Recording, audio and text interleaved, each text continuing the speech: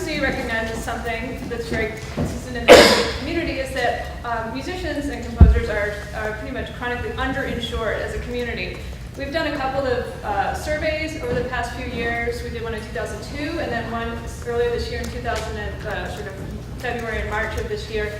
And we asked a lot of musicians to answer an online survey and say, do you have health insurance? And then some other questions after that. And about 33% of the folks who answer our surveys, about 1,400 musicians, say they do not have health insurance. That's twice the national average of the sort of general public that is uninsured, which is about 18% according to Kaiser. And when we ask them why, most of the time it's cost. It's too expensive to have health insurance. There are other things that musicians say, I'm confused, I'm not sure I need it, it's really complicated, I don't know where to start. We're going to talk a little bit about, well, back it up. So we recognize there's this issue with the musicians community, and there's a deadline coming up. 2014, as Renata said, is when all of us, as most of the American public, has to have health insurance. So I think there's a lot of people in our community that work with creators that are trying to figure out how we're going to actually get musicians insured by then. So we're going to talk about that today, right? So I have to bring up my questions. But I thought I would start by asking, hold on a second. I should be like Steve Jobs and not freak out with things the presentation. That'll come up in a second. There's some interesting things that have been said about the healthcare reform legislation from some of the legislators that supported the passage of the bill. And they said that this was really good for the creative class because, for the most part, musicians are self-employed. Even if you're signed to a record label, you're not an employee of the label and therefore eligible for their group plan that the record label probably has. You're pretty much on your own. You have to get some coverage yourself. Perhaps you incorporate your band, you create a small business so you can get a small business plan. But for the most part, you're on your own. There's, of course, union coverage for some artists that really makes sense. And so I think what we're going to do today is talk about what options musicians have today, what we foresee coming up in the next 3 years in order to help musicians navigate this landscape that's changing and is becoming more and more required.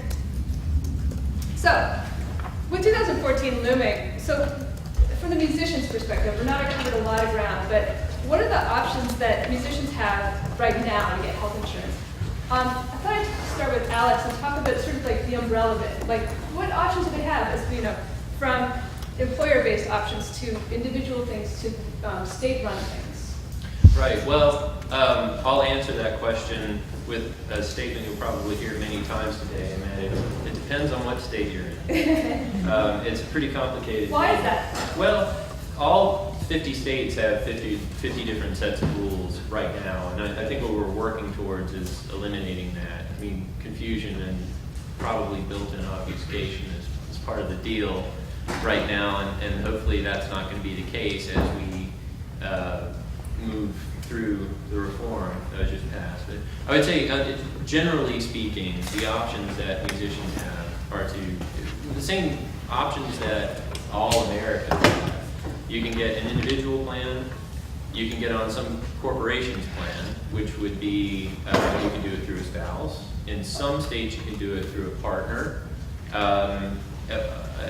You can form your own corporation if your band makes money, because all bands make money. You know that. And you don't have to make very much. Let's just put it that way. There are options for you where you can sort of sing for your supper. And then of course, the thing that I think a lot of musicians in this room are familiar with, being a musician, but also having a day job and getting it through your employer that way. So right now, you're not required to carry health insurance, but you're going to pretty soon. I guess that's what we were just talking about. The bad news, good news, bad news thing. The bad news is the Obama administration has allegedly ripped apart the fabric that makes this country great, and which is for people to die sick in the streets. The good news is there's health care reform.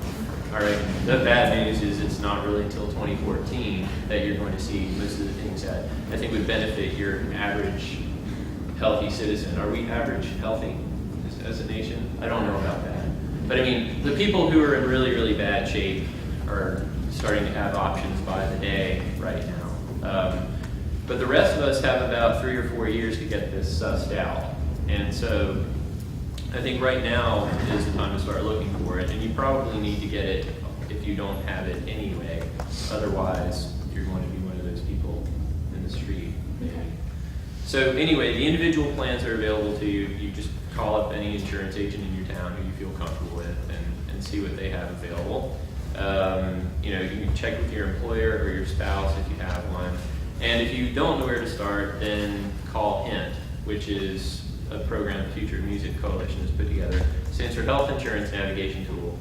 And it's a free call. You just go online, go to futuremusic.org and set up an appointment, and we'll call you and answer your questions. It doesn't cost anything. We don't endorse any health insurers.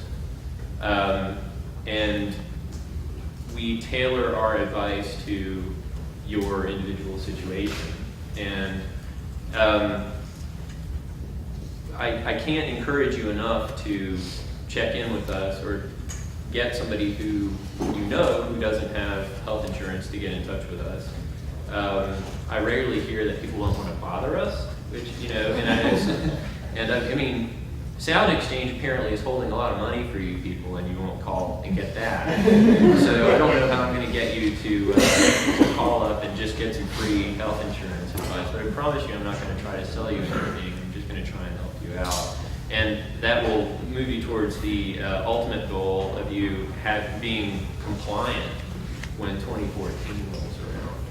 So, Marie, you work for Fractured Atlas, which is a place where you can purchase health insurance for some states. I thought I'd ask you what you think some of the key things that musicians would need to be looking for in a plan. The number one thing that I have to stress over and over again is something that's called the out-of-pocket maximum. What does that mean? The out-of-pocket maximum is the amount of money that you would be responsible to pay in the event that something catastrophic happens to you. You have a catastrophic illness or an accident, or even, it doesn't have to be catastrophic, it could be like a canned surgery. You know you need a certain type of care or surgery, and how much is that going to cost you out of your own pocket? A lot of people focus on co-pays, and Which is? co-pays is a flat fee that you pay in exchange for medical services. So for instance, every time you go see a doctor and have an office visit, you pay a $25 copay or $50 copay for a specialist office visit. And the difference between a $25 copay and a $35 copay is not that much compared to either a $5,000 out-of-pocket maximum or a $13,000 out-of-pocket maximum. By taking plans that look either very similar or very different, and you think you're trying to compare apples to oranges, one way to compare apples to apples is to look at the out-of-pocket maximum for each of the plans, and then look at the monthly premium that you're paying. So that way you can make sure that you're buying coverage that's well worth it. So it kind of goes like this, right? The less you pay a month, the higher your out-of-pocket maximum goes, right? Is that right? Yeah, that's it, sir. Okay, so say you can't afford much every month. You have to just pay as little as you can, but you want to be protected in case you roll the tour van. What do you? It's interesting because in some cases, yes. But in other cases, you might find a plan that has co-pays and you think you're getting more coverage, and it's more expensive, a plan a month that has a higher premium. But then you take a look and it has a $13,000 out-of-pocket maximum, and you'll find a plan that's cheaper a month, and it has like a $3,000 out-of-pocket maximum. So it depends on the type of plan that it is, and you really have to look at the benefits and compare it. I'd like to weigh in on that, though. Something that I bring up from time to time is musicians are in this sort of unique position to where, well, let me put it this way. If the out-of-pocket maximum on the plan is high, and I think most of us would consider $10,000 to be a lot of money. I couldn't write a check for it right now. But what it signifies is a cap. It's where you stop spending and the health insurance company takes over and handles the heavy lifting. And I encourage all of you to get some sort of health insurance in place so that heavy lifting component gets put into place. So if you roll the tour van and everybody's all in terrible shape and in the hospital, and the total amount of the medical bills comes to $750,000, you know, I don't know how well your bands are doing, but that's not gonna, my band's not gonna be able to make that kind of payment. But if everybody was capped at $10,000 or something along those lines, we as musicians are in a unique position to where we can have benefit concerts. And we've all played them, we've all been to them. And whereas lawyers, and I don't mean to cut down on any of you, probably don't have benefit shows and lawyer offices and stuff like that, because I don't know. I mean, we all somewhere or another presumably are talented and can have a rock show. And if you're just trying to make $10,000 to get your friend's medical expenses covered, that's an attainable goal. Whereas $750,000, I mean, some folks in my area, including one of the bands I was in, played some concerts last year for a friend of ours who went down, and I think $16,000, $17,000 were made for this guy. He had over $500,000 in debt, and the question was never answered. What happened? You know, how did the rest of it get taken care of? And so, while I agree with you that it's really important to watch that out-of-pocket max, I will say that it's pretty easy to rally people, I think, when you can say, like, the end is in sight. You know, we have an attainable goal. We need to make, you know, $8,000 so Terrence doesn't have his house repossessed. I think that's Right. the thing. So just to cap off what Alex says, is that the band has the out-of-pocket maximum, but it has a sort of catastrophic plan in place. Yes. The one that's going to cover the heavy lifting. Yes. That's a goal. Oh, yeah. Okay. Yeah. Harold, Music Cares, you offer a lot of different services for artists, and sometimes artists in crisis. How do you deal with that? Actually, it's always for artists in crisis. Yeah, we were started 20 years ago by NARIS. It's a Health and Human Services division arm of NARIS, and we provide emergency financial assistance to people in the music industry, not just artists, but engineers, auxiliary folks who work in the business. And what we've done, you know, we cover a variety of things, dentistry, medical issues, substance abuse, which I pretty much take care of. The van, guys are at a gig and all the equipment gets stolen. They can call us and we can have replacement instruments for them. It's free. We don't ask for them to pay it back. But as you know about the new health insurance changes, a lot of people aren't going to be able to access that until 2014. And in the meantime, we can provide those kind of services that they may have and may need until that time. Obviously, we can't cover the catastrophic stuff, but what we can do in that time is maybe provide premiums if they have health insurance, come up with a deductible, and we can also cover their rent and household expenses to make sure their families or they have a home to go back to is taken care of for a number of months. Another part of our program focuses on substance abuse, and we provide full coverage for substance abuse mental health services. We've got contracts with providers across the nation. They give us great rates. We can put our clients in for nothing, really. It's all free.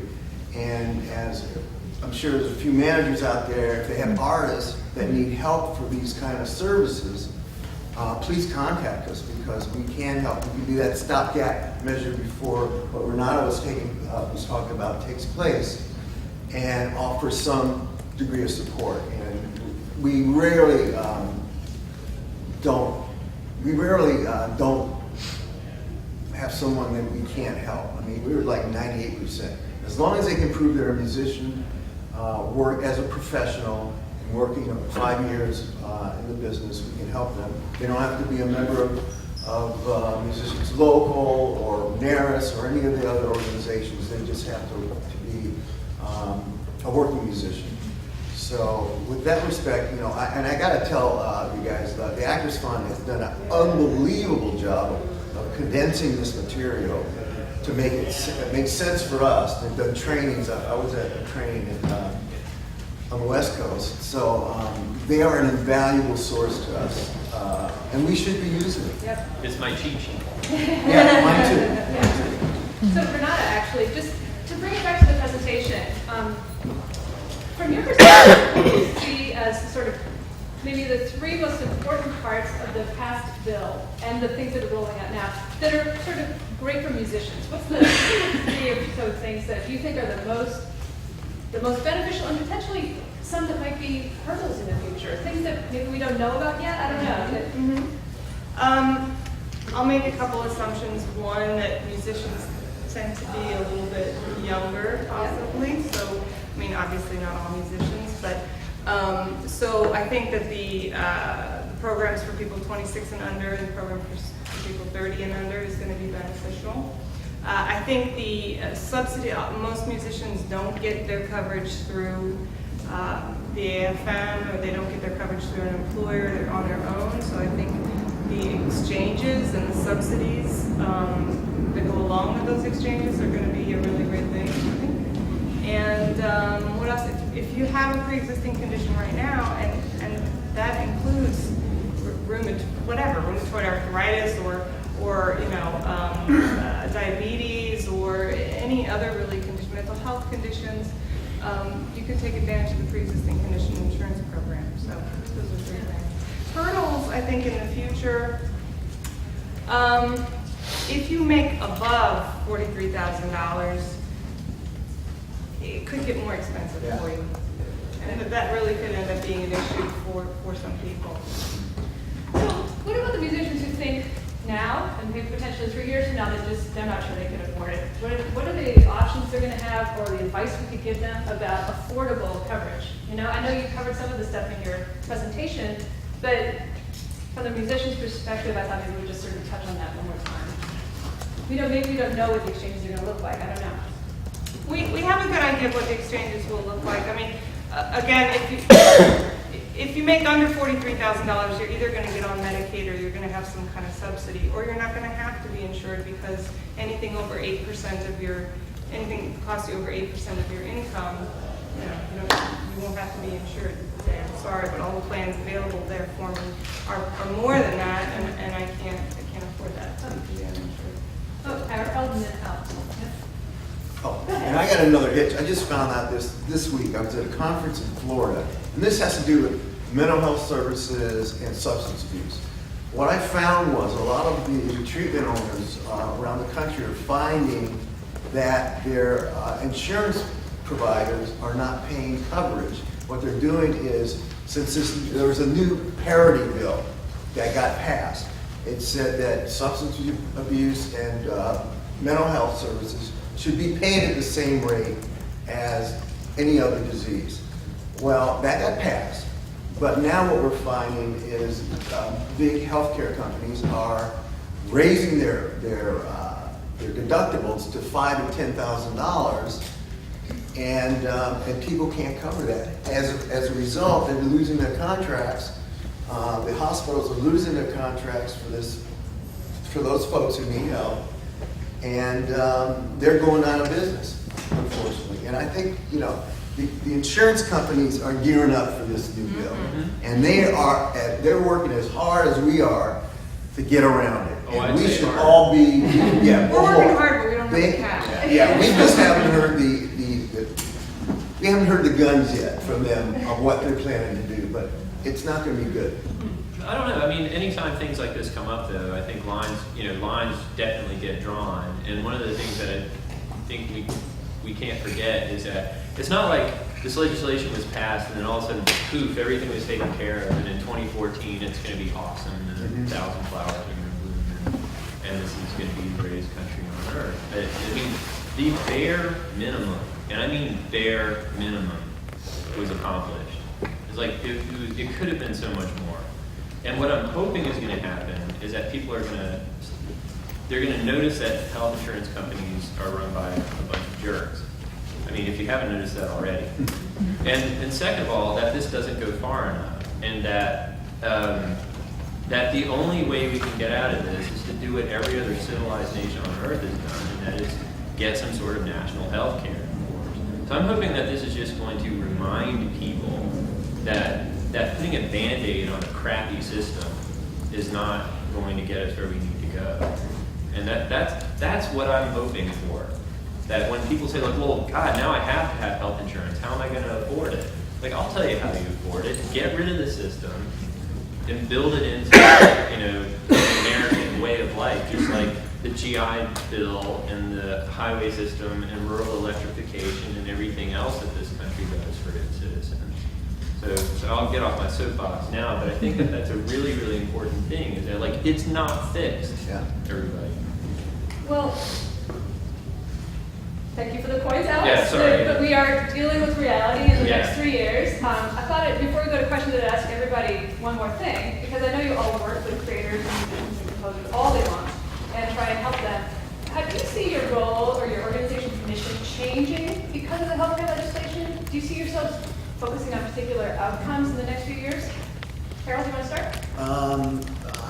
I think we're taking, as far as our mission is going, I think we're taking a much more approach to lobbying efforts, working on the Hill. I know I brought a panel to Los Angeles on the Wellstone bill a few years ago to discuss that with the music industry about what that meant.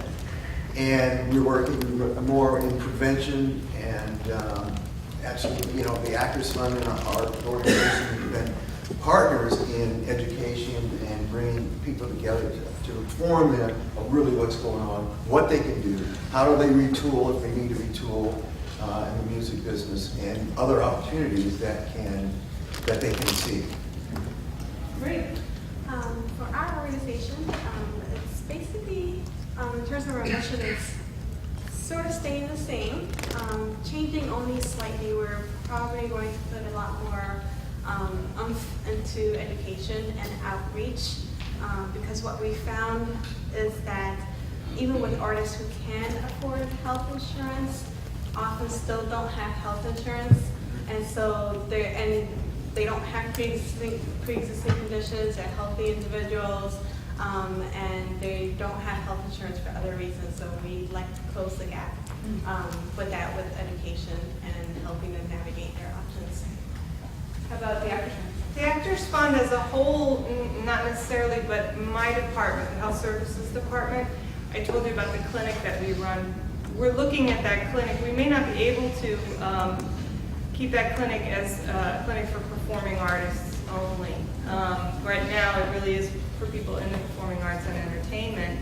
And we don't really know if the healthcare reform law is going to change that or not. If so, we would love to open it up to everybody. So we're going to look at that. What about your tour, your personal tour? My personal tour. Your personal tour. The healthcare reform tour T-shirt. It's going to list all the cities all the time. Yeah, we're going to be doing a lot of education. Like I said, we did this booklet. It's available online. I'm going to be going to Miami, Nashville, Kansas City, Minneapolis.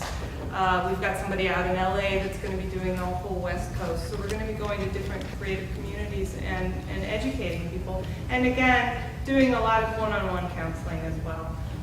And we work closely with the Future of Music and with Music Cares. And we also provide financial assistance for people who are having a difficult time paying 1 month's premium or something like that. So. Alex? Well, I mean, HINT's always been an education-based resource, I think, but I think it's become more essential than ever because, again, you don't have the option to not get health insurance anymore, and so that's our role is shifting towards that. Like, okay, now I actually have to get this. What do I do? And I've sent people to every one of you. And I think that who we have backing us up are all really good people. As we mentioned, the Actors Fund is my cheat sheet. Fractured Atlas is one of the few sources for health insurance that I can actually recommend in good conscience. And Music Cares, I mean, if ever there was a cavalry, it's you guys. So yeah, I think in a way, within it's business as usual, we'll just continue to educate people, but I think it's more essential. Right, Alex will be here today and tomorrow, also doing one-on-one consultations, so if anyone wants to talk to you personally, just sign up for a time slot out on the registration table. Oh yeah, just make one point. You guys have a role in this as well, so it's not just us bringing you information, but it's you guys informing yourselves and also speaking with your Congress people, speaking with the National Association of Insurance Commissioners. Advocate for yourself. It's extremely important, especially right now, especially before 2011. This is when a lot of rules are being written. And Congress people do listen to their constituents. They listen to cash, but they also want to get reelected, so they listen to their constituents. It's very, very important that you play a role in shaping the system that you are a part of. And also, take the information you're hearing today and spread the word, because we need to, I think the hardest part that I think we've all identified is it's really hard to actually get the 33% of musicians who are uninsured to come to realize that there are resources there and that they can engage with them. So anybody have any questions? We have about 5 minutes left. Let's start with you.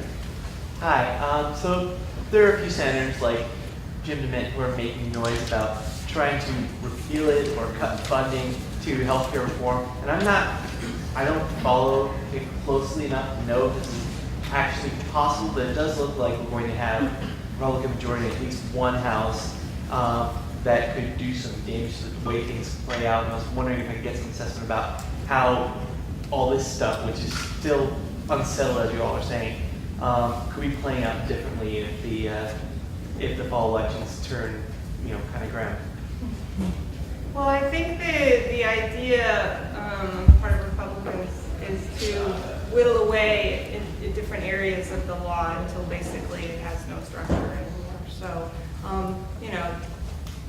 the 80 to 85% medical loss ratio, all of different things, little parts of the laws, just chip away at it until basically maybe they can get it repealed. My big fear is that, unfortunately, the way that things are structured in the Supreme Court right now, and the lawsuits that the states are bringing, basically the individual, I'm fairly certain that the Supreme Court on a 5-4 ruling within the next 2 years is going to declare the individual mandate unconstitutional, and the whole thing's going to collapse like a souffle. And I hope that doesn't happen, but that seems to be what's coming up. Those are great points. We'll have to, I wish we could have a very large political debate, but we'll just talk about some more musician-focused stuff. Can you? Okay. I'm a musician, self-employed, and I run a small production company. I have healthcare right now. It's a high deductible plan. Basically, I choose not to go to the doctor because I'm going to have to pay out of pocket for pretty much everything. I'll never really meet my deductible. I want to get a new plan, but I'm not familiar. Are these changes currently in effect? No, 2014. Okay. Is it harder now to get approved for a new plan, health insurance plan, because of everything that's going on? No, So it's not harder, no. I mean, the rules in every state, the 45 states in the union, you have no right to have health insurance, actually. New York is one of the states where you do have a right to have health insurance, so it depends on the state's regulations.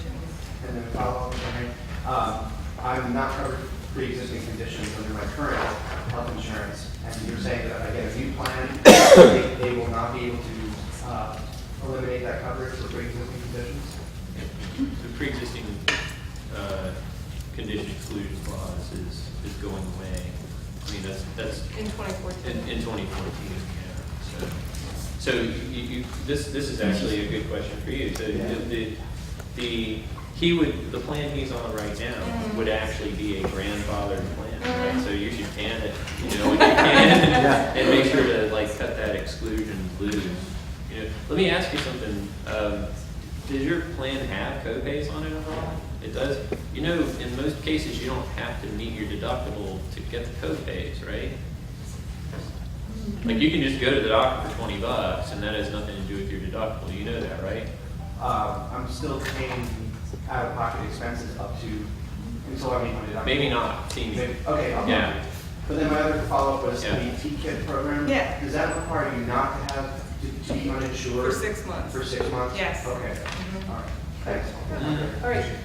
Mine was kind of on the tail end of my friend David's there. I was actually going to ask specifically about comparisons of policy. You know, we're talking about these exchanges which aren't happening yet, and I'm wondering about if we're shopping for health insurance for those of us who probably are. What's the best way to, you know, are rates for exchanges going to be better or worse than, say, the AF, Federation of Musicians rates, and are they going to be buying into these group exchanges? And so we do have these resources, but how are we going to be, maybe that's just me personally, you've got, seems like there's going to be some avenues to go down in order to find best policy, and how do these different avenues compare to one another? Are these exchanges going to be better than group rates currently offered, or not? We don't know what the premiums are going to be right now. I think the best anybody could hope for, and I'm interested in what all of y'all have to say about this, is that we won't see the massive increases on an annual basis that I wouldn't say we've become used to. Nobody's become used to it, but we expect. And so what I'm hoping for is that things will just level off for a while and every year sort of catch up cost-wise. Yeah, I mean, because I don't think anybody's going to say like, oh, sweet, now health insurance is half what it used to be. Right. Right, so we have one more question. There was one, yeah. I live in Massachusetts, where we pretty much have this at this point. We call it Romney care, especially as he tries to distance himself from it. He's going to call it that too when he runs for And president. I've heard that 95% of the people in Massachusetts are insured. I'm pretty sure that 5% of the population is actually artists in whole. So, I mean, none of the people that I know have insurance. And just so you know, I don't meet the threshold for subsidy, and my rates have gone way up. I think that Massachusetts bears looking at from an artist perspective, just because there are a lot of artists there, to try to figure out what mistakes have been made there that we might not make nationally, with a plan that obviously doesn't go far enough and looks very similar to what we have now. How about, Renata, does your AHRQ, the website for Massachusetts, kind of identify some of the things that are unique about Massachusetts? Well, it's a linking site primarily, so we link to the different, sites that are relevant to healthcare in Massachusetts. Okay, well, obviously, we're just scratching the surface today on the important topic of healthcare reform and musicians. I did say that, Alex will be here for today and tomorrow. If people have specific questions about your plan, I think perhaps he can start you on the road. Of course, everybody else here represent really great resources I encourage you to look at. And I just want to thank you for joining us here today, and please help me thank our panelists.